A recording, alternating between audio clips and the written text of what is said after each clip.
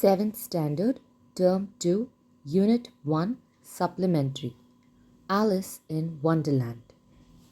Alice was beginning to get very tired of sitting by her sister on the bank and of having nothing to do. Once or twice she had peeped into the book her sister was reading, but it had no pictures or conversations in it. And what is the use of a book, thought Alice, without pictures or conversation? So she was considering in her own mind, as well as she could, for the hot day made her feel very sleepy and stupid, whether the pleasure of making a daisy chain would be worth the trouble of getting up and picking the daisies, when suddenly a white rabbit with pink eyes ran close by her. The rabbit pulled a watch out of his pocket to check the time. He shook his head, then disappeared down a rabbit's hole. "I must find out why he is in such a hurry," cried Alice. Filled with curiosity, she ran to the rabbit's hole and peeped through the entrance. The hole dropped suddenly and Alice fell. She fell for a long time when suddenly she came upon a low curtain she had not noticed before, and behind it was a little door about 15 inches high. She tried the little golden key in the lock, and to her great delight it fitted. She opened the door and saw a beautiful garden through it, but she couldn't reach it as she was too big. When she turned around towards the three-legged table, Alice found a green bottle that said, "Drink me," magically appeared on it. Out of curiosity, Alice took the bottle and drank the entire potion. Then she began to shrink until she was no bigger than a doll. She opened the door and quickly ran through it. "What a splendid garden!" she exclaimed. "Why, I am no bigger than the insect that crawl on these flowers." But the excitement soon wore off. Alice grew bored with her tiny size.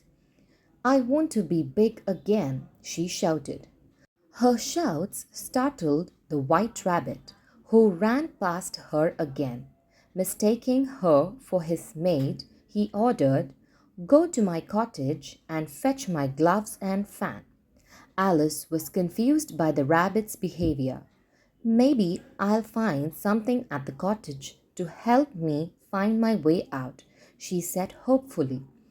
As she was going out, she saw a piece of chocolate cake that was kept on a table by the doorway.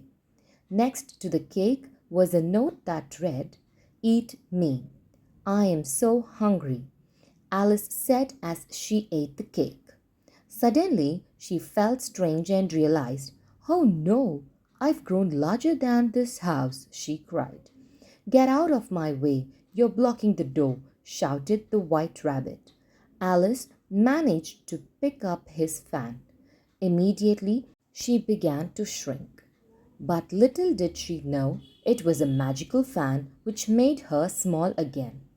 "Oh no, I'll never get back to the right size." She went looking for help. Soon she saw a green caterpillar dressed in a pink jacket. He was sitting on the top of a large mushroom smoking a bubble pipe. "One side makes you big, the other side makes you small," he said to Alice before slithering away. "One side of what?" Alice called after him. "The mushroom, silly," he answered.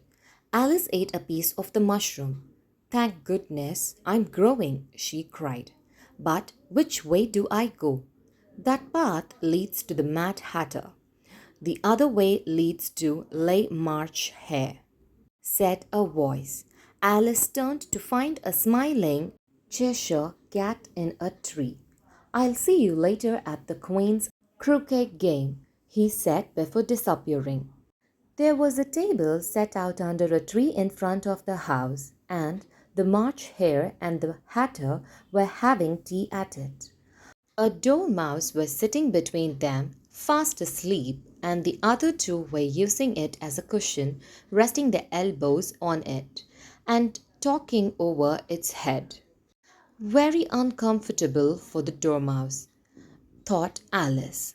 Only as it's asleep, I suppose it doesn't mind. The table was a large one, but the three were all crowded together at one corner of it. No room, no room, they cried out when they saw Alice coming. There is plenty of room, said Alice indignantly, and she sat down in a large armchair at one end of the table. Have some wine, the March Hare said in an encouraging tone. Alice looked all around the table, but there was nothing on it but tea. I don't see any wine, she remarked. There isn't any, said the March Hare. Then it wasn't very civil of you to offer it, said Alice angrily. It wasn't very civil of you to sit down without being invited, said the March Hare. I didn't know it was your table, said Alice. It's laid for a great many more than three. You may stay if you answer my riddle, shouted the Mad Hatter. Why is a raven like a writing desk? Alice felt dreadfully puzzled. The Hatter's riddle seemed to have no sort of meaning in it, and yet it was certainly English. I don't quite understand you, she said as politely as she could. Have you guessed the riddle yet? The Hatter said. No, I give up, Alice replied. What's the answer? I haven't the slightest idea, said the Hatter. Nor I, said the March Hare. Alice sighed wearily. I think you might do something better with the time, she said, than waste it in asking riddles that have no answer, and she continued her walk.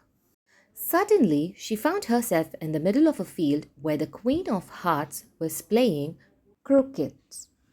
Her guards and gardeners were shaped like cards. One gardener had planted white roses by mistake and then painted them red. Off with their heads, shrieked the queen. I hate white roses. Then she noticed Alice and asked her, Have you ever played croquet? Yes, Alice timidly answered, but I've never used a flamingo or a hedgehog. Play with me, ordered the queen, and let me win, or I'll have your head.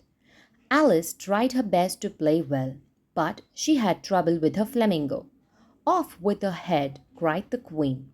Just then a trumpet sounded in the distance calling court to session. Everyone rushed into the courtroom. Court is now in session, announced the White Rabbit.